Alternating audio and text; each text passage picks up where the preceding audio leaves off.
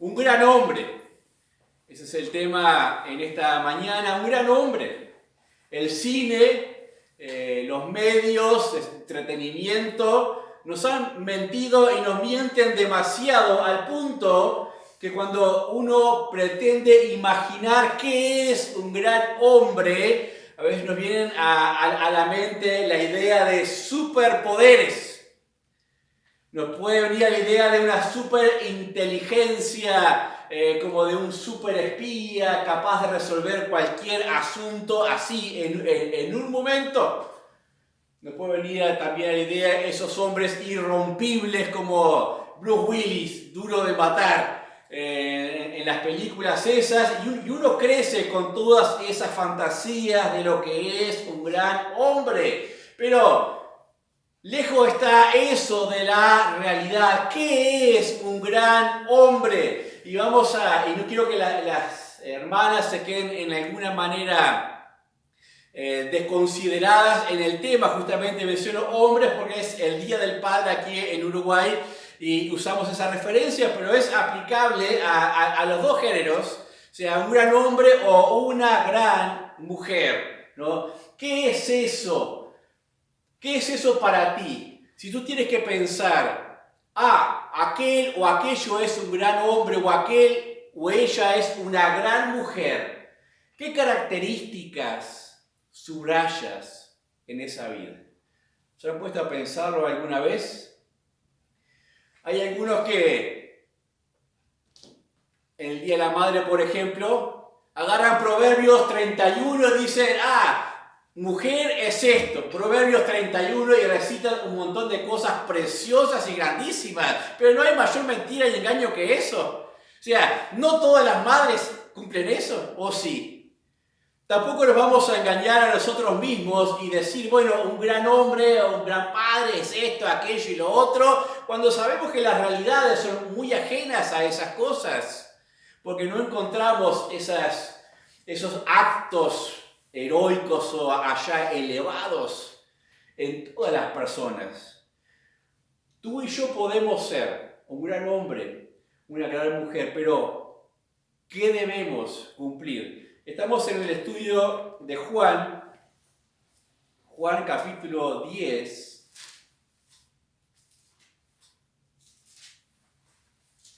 Juan capítulo 10, en los últimos versículos.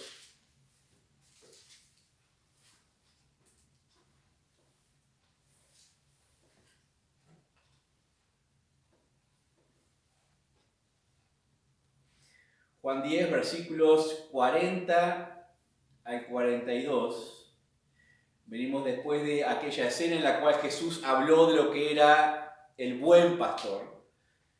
Dice, y se fue de nuevo a otro lado del Jordán, al lugar donde primero había estado bautizando Juan, y se quedó allí. Y muchos venían a él y decían, Juan, a la verdad, ninguna señal hizo, pero todo lo que Juan dijo de este era verdad, y muchos creyeron allí. En el capítulo 1, versículo 28 ahí de Juan, se los leo también,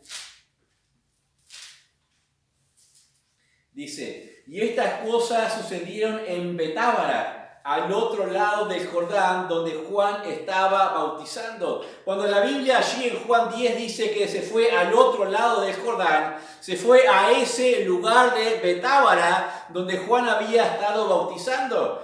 Pero no era un lugar de lujos, era un lugar descampado, desierto, sencillo. Es más, la gente no iba a ese lugar porque sí, a menos que estuviese escapando, fuese un convicto de la ley, cruzaba así hacia el otro lado del Jordán y se alejaba de los alguaciles o de la misma ley dentro del mismo territorio de Judea. Pero allí Jesús dice que se fue hacia ese otro lado del Jordán, donde Juan había estado predicando. Ahora, ¿por qué Jesús fue allí? ¿Por qué Jesús se fue a ese otro lugar? Ahí hemos visto en el capítulo anterior, en la parábola del buen pastor, que los judíos empezaron otra vez a rechazar al Señor Jesucristo, y más cuando Él decía que venía del Padre. Querían prenderle y querían matar al Señor Jesús. Entonces Jesús se va hacia ese otro lado, porque los ánimos estaban absolutamente caldeados dentro de los mismos judíos, incluso habían tomado piedras para matar. Dice, por ejemplo, el 10:28 dice: y yo les doy vida eterna y no perecerán jamás, y nadie las arrebatará de mi mano. Mi Padre que me las dio es mayor que todos, y nadie las puede arrebatar de la mano de mi Padre. Y yo y el Padre uno somos. Entonces los judíos volvieron a tomar piedras para apedrearles. Eso estaba sucediendo en aquel lugar. El ánimo estaba caldeado. Pero Jesús le da ánimo a sus discípulos y se lo da en una doble manera. Allí en el versículo 28 les dice: yo les doy vida eterna, no perecerán jamás, y nadie las arrebatará de mi mano. Entiendo dos tiempos diferentes allí. Uno es la seguridad de la vida eterna. Pero otro, cuando dice nadie las arrebatará de mi mano, está asociada a la circunstancia que estaban viviendo. El peligro real que estaban corriendo sus vidas en aquel entorno.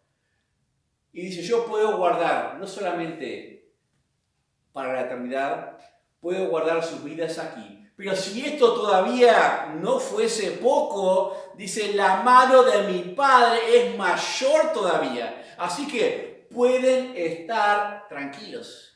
Pueden estar confiados. Esto hace Jesús cuidando a sus propios discípulos. Pero claro, aquella gente dice que ya había tomado piedras nuevamente para apedrearles. Estaban cerrados en su entendimiento, cerrados en su religión, en los conceptos que se habían formado de lo que es la piedad, de lo que es el agradar a Dios o al Padre, la interpretación de la ley conforme a sus propios intereses, cerrados. Entonces no les gustaba eso que Jesús estaba haciendo y la popularidad que estaba alcanzando dentro de la gente. Entonces Jesús se va hacia ese otro lado del Jordán. Pero quiero resaltar lo que sucede cuando va a ese otro lado del Jordán. Allá había gente, obviamente, cuando vio venir a Jesús, otras que habrán escuchado que fue para allí y se habrán arrimado a aquel lugar. Pero aquel lugar era un lugar especial. ¿Por qué? Era el lugar donde Juan bautizaba. Juan ya había muerto hace 2 años. 2 años. Pero sin embargo la gente extrañaría el fervor de aquel hombre rústico predicando. La gente extrañaría a escuchar aquellas frases como: generación de víboras, ¿quién nos enseñó a huir de la ira venidera? La gente extrañaría ver a esas multitudes llorar y humillarse y venir hacia el bautismo que Juan estaba ofreciendo de arrepentimientos. Había muchos recuerdos que se estaban removiendo en los corazones de aquellas personas de aquel lugar con la presencia del Señor allí. Y quiero resaltar lo que se recuerda de este hombre, de Juan el Bautista. ¿Cuál era el motivo de la grandeza de Juan, que luego de 2 años seguía despertando los corazones? Dice que este hombre ninguna señal hizo. Juan no hizo ninguna señal. Pero ¿qué es lo que recordaban de Juan? Que todo lo que había dicho de Jesús era verdad. Recordaban la enseñanza de Juan en relación al Señor Jesucristo y estaban creyendo cuando le veían allí. Juan era un gran hombre y está siendo recordado por esto. Dice el versículo 41, y muchos creyeron en él allí. ¿Qué es lo que hace grande a una persona? A veces cuando recordamos a otros que no están, lo que les hizo grande a nuestros ojos es lo que recordamos valioso de ellos. Capaz que no los ojos de todos, pero lo que recordamos a nuestros ojos fue lo que le hizo grande a nuestro parecer. Y eso es lo que vamos a recordar nosotros. Y acá se recordaba de Juan que lo que hablaba de Jesús era verdad. Aquella gente estaba realmente fascinada. Miraba al Señor Jesucristo. Estaban maravillados en aquel lugar que les hablaba también por los recuerdos que levantaba de los tiempos de Juan el Bautista. O sea, el paisaje era familiar. El entorno era familiar y ver llegar a Jesús allí les removió aquella enseñanza y estaban creyendo en el Señor Jesucristo. Capaz que algunos miraban a su alrededor y decían, ¿te acordás? Allí se paraba. Oh, allí me bautizó a mí. Allí fue cuando increpó a los fariseos que venían y le dijo, generación de víboras. ¿Y te acordás cuando estaba parado allí aquella mañana y apareció Jesús y dijo, he aquí el Cordero de Dios que quita el pecado del mundo? Estarían reviviendo todos esos recuerdos en aquel lugar. Y Juan seguía hablándoles a pesar de que no estaba. Pero había un contraste. Había un contraste que destacaron enseguida entre Juan y el Señor Jesucristo. ¿Cuál era el contraste del cual nos habla acá? El versículo 41 dice, y muchos venían a él y decían, aquí está el contraste, Juan a la verdad ninguna señal hizo. Pero todo lo que Juan dijo de este era verdad. Juan ninguna señal hizo. Juan no hizo milagros. Juan no movió su mano y provocó alteraciones en las leyes físicas del universo. No movió montañas. No hizo como Elías caer de lluvia o cesar la lluvia en los tiempos antiguos. No tenía esos poderes visibles que fascinaban a mucha gente. Pero lo que dijo de Jesús era verdad.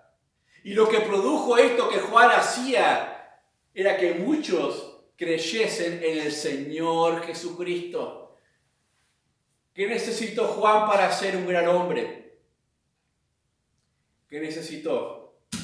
No necesitó nada sobrenatural. No necesitó un espectáculo público. No necesitó andar sanando a los cojos ni a los ciegos, nada. Necesitó solamente hablar la verdad de quién era el Señor Jesucristo. Eso le hizo grande a Juan. Entonces, en primer lugar, para hablar de la grandeza de un hombre, vamos a ver la fidelidad al servicio encomendado. La fidelidad al servicio encomendado. Ya vimos que los milagros no son necesarios para hacer grande a un hombre. A lo sumo le hará un espectáculo, le hará recibir aplausos o elogios de la gente, pero no necesariamente grande. Les voy a leer un pasaje, no desmarquen aquí, en Mateo 11:11, un versículo nada más. Mateo 11:11.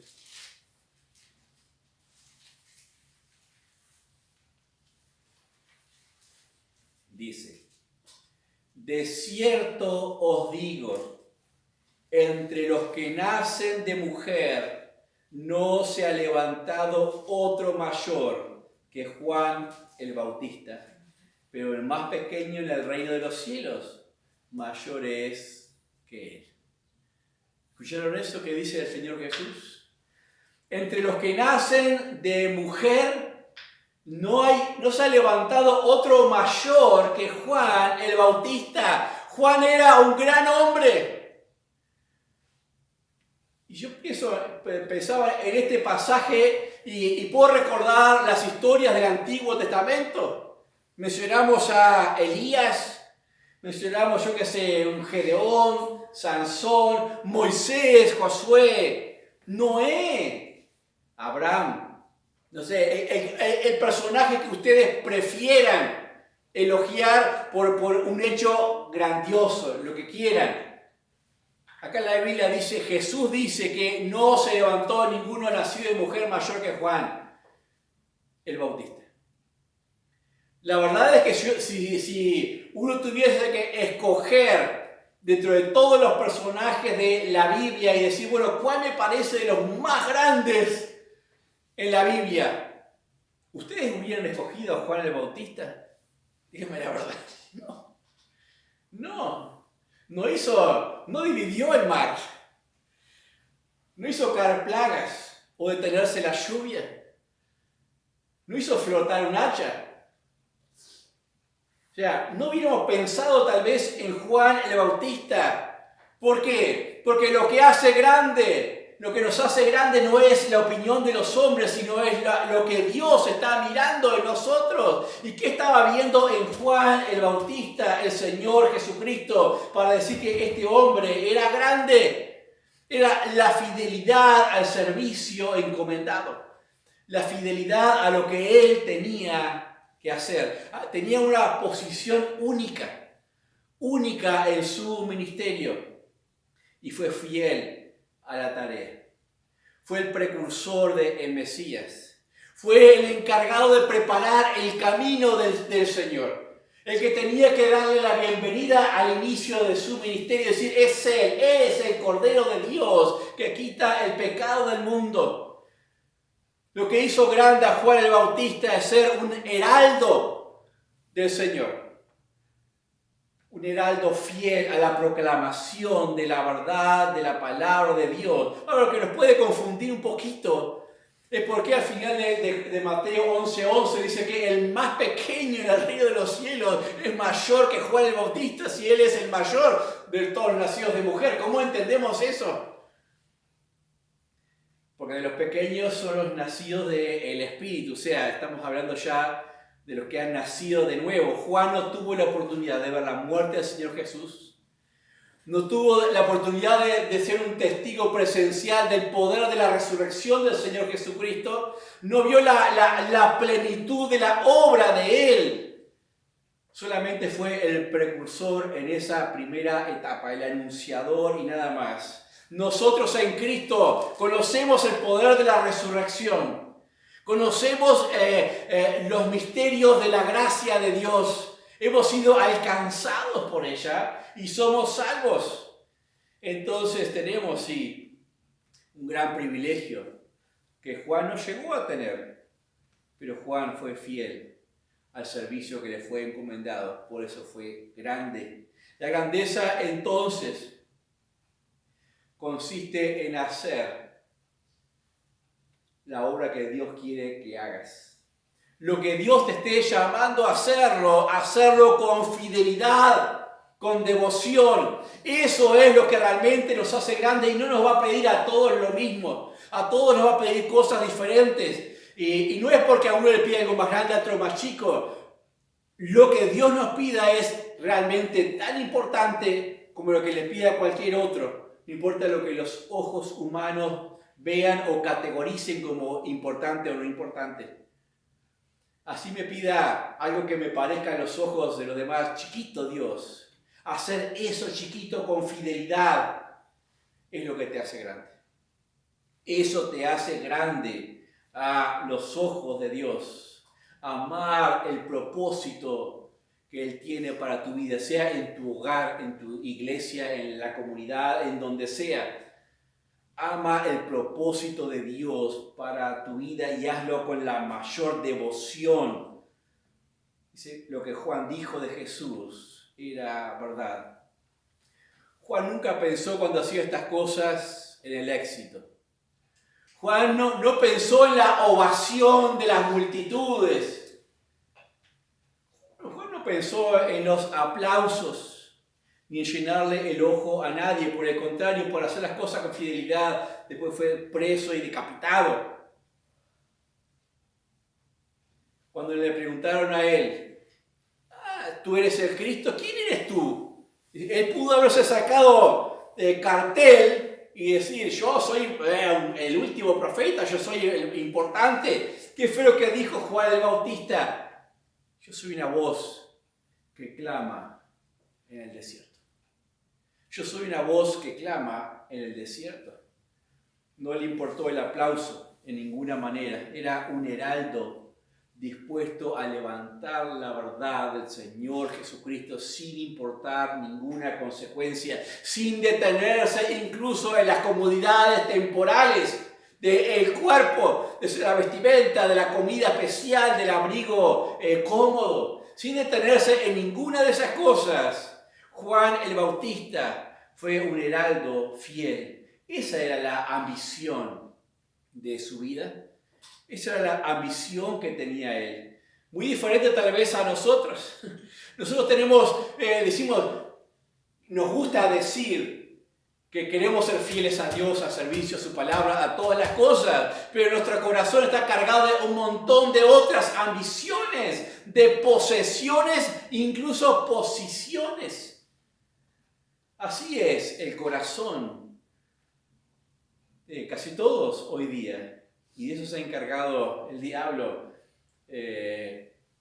con tanto bombardeo por fuera de lo que realmente, de lo que él dice que necesitamos, de cosas materiales y de gente y de consideraciones y todo aquello, de redes. Nuestro corazón se ha llenado de tantas cosas que por un lado nos gusta pensar estos ejemplos de decir yo quiero ser como él, pero la lucha es tan real en nosotros que a veces nos impide ser grandes y nos mantenemos chiquitos porque nuestra fidelidad está dividida entre las ambiciones de nuestro corazón en el tiempo presente y la ambición de decir, o la visión de decir lo que Dios quiere es lo mejor, esto es lo máximo para mi vida. La verdadera grandeza sin duda está a nuestro alcance, aunque no lo crean. Así como nos miramos sencillos, humildes en un pueblo como este, San José, el mejor del Uruguay. Vamos a sacar un poquito de cartel, un poquito nada más. Pero sé que de otro lado, si no, mejor Rivera, mejores otros lugares, ¿no?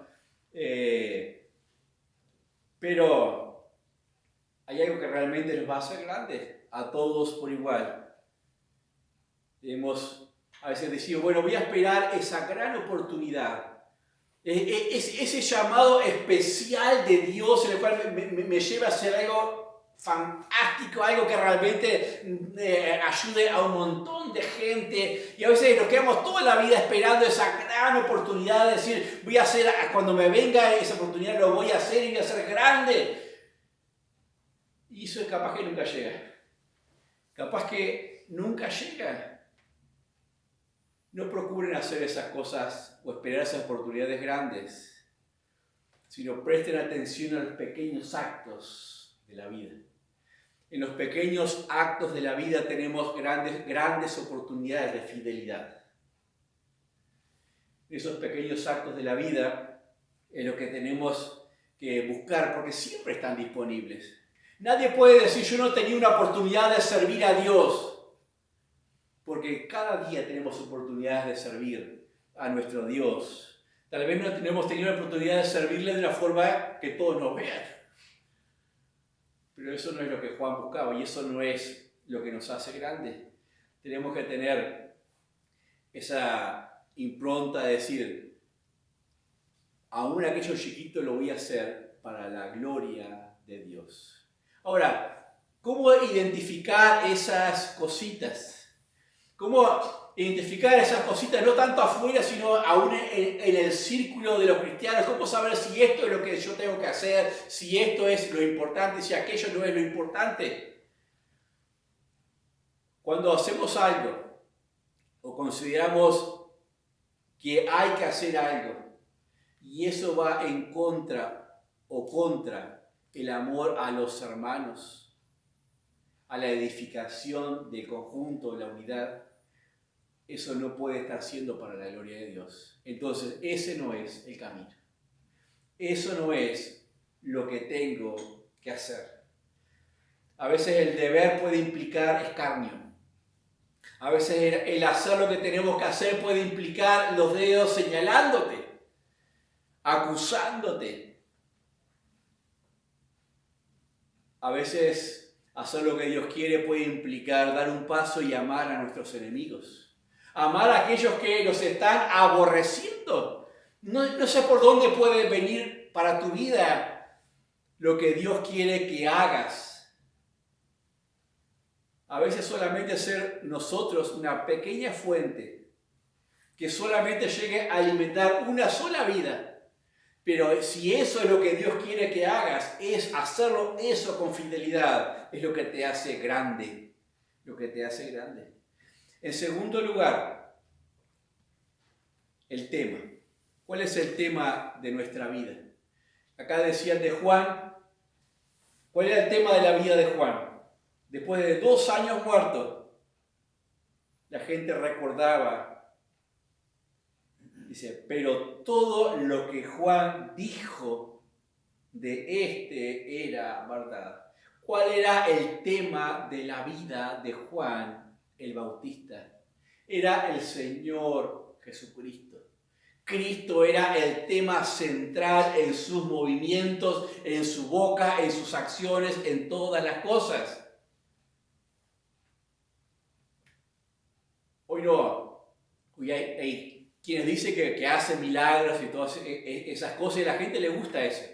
Capaz que sería más divertido que yo haga algo espectacular acá, que sentarse a escuchar todas estas palabras, estos versículos y estas cosas. Pero Juan era así. Juan dice que él no hizo milagros.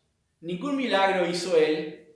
O sea, hacer milagros no nos hace grandes, sino el tema de nuestra vida.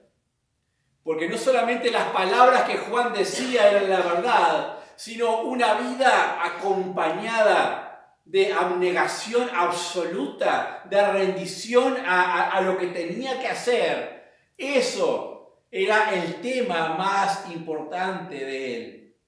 Un ministerio, cualquiera que sea, que busca atención, que busca fascinación de los oyentes o de los auditores, pero que no busca la centralidad de la enseñanza de la palabra de Dios, eso no es un tema que pertenezca al ámbito de la grandeza de Dios, sino a la debilidad de los hombres, a lo que los hombres simplemente atesoran para el tiempo presente. Cuando el tema de nuestra vida es Cristo, la gente busca a Cristo. Cuando el tema de nuestra vida no es Cristo, la gente a nuestro alrededor no va a buscar a Cristo. Eso es algo que debemos ir aprendiendo un poquito más.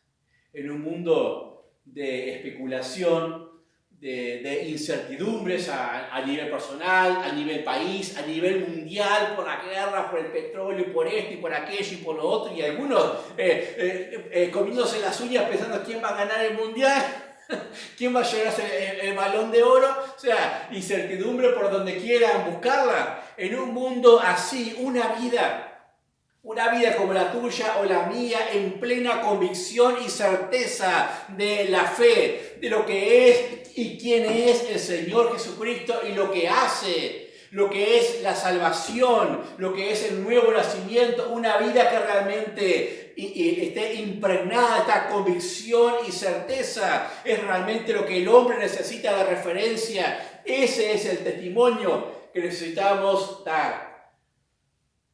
El tema de nuestra vida es aquello que ocupa nuestro corazón. El tema de nuestra vida será aquello a lo cual disponemos nuestros ojos. A veces nuestro tema de vida es tan fluctuante que cambia conforme a cómo me levanté. me levanté tal vez con buen ánimo, entonces mi tema puede ser bueno. Mi tema fue hablar de Cristo, el Evangelio. Me levanté mal porque no pude ir al trabajo, porque ese día no sé qué comer, o lo que quieran. O alguien de mi familia me insultó, mi tema cambió. Ya mi tema no es Cristo, sino mi tema es mi enojo, mi fastidio. ¿Les ha pasado eso? Que el tema de la vida cambie conforme a las circunstancias. Eso no debería ser así, porque no damos ese enfoque certero en un tema seguro. La gente necesita ver un tema seguro en nuestras vidas, que no esté cambiando conforme a la situación que yo esté viviendo. Hablar de Cristo debemos hacerlo sin ostentación, es cierto, en humildad, porque fuimos rescatados. Éramos perdidos igual que todos los demás. No nos paramos acá arriba y decir yo soy superior porque yo tengo a Cristo. No. Lo hacemos de una posición humilde, no llevando la atención sobre nosotros, sino sobre el Señor Jesucristo, como lo hacía Juan el Bautista. Juan decía, cuando le venían a preguntar en el tiempo que coincidieron por poco tiempo en los dos ministerios del Señor Jesucristo, el de él dijo, es necesario que Él crezca y que yo mengüe. O sea, que se dé esta inercia. A medida que Él vaya creciendo, yo vaya menguando. Y eso debe ir pasando también en nuestras vidas. Procurar que Él vaya creciendo como tema y nosotros vayamos menguando. Ahora, en nuestro tema, cuando abrimos nuestra boca, ¿qué sale de nuestra boca? Porque si hablamos de un instrumento básico para la comunicación de un tema, está la vida, está las convicciones, las certezas, pero a veces mucho se presta atención de lo que sale de nuestra boca. ¿Qué temas salen de nuestra boca? Hay un pasaje que dice, las malas conversaciones corrompen las buenas costumbres.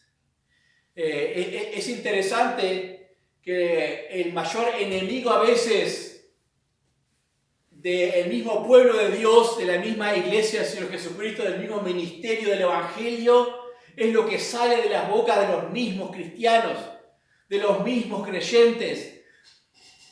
¿Cómo es eso? ¿Cómo puede ser posible en las conversaciones que tenemos? A veces en los mismos hogares podemos poner un tropiezo al que está a nuestro lado, a la esposa, al esposo, a los hijos. Le ponemos un tropiezo cuando nuestra conversación no es Cristo. Nuestra conversación termina siendo lo mal que hace fulano y lo mal que hace mengano.